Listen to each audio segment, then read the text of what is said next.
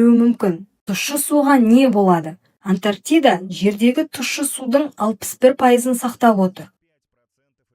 Теңіз суы құрлық ішіне еніп, жер асты сулары тұзданады. Бұл ауыл шаруашылығына ауыр соққы болады. Антарктида тек мұз ғана емес, ол пингвиндер, итбалықтар, киттер және теңіз құстарының отаны.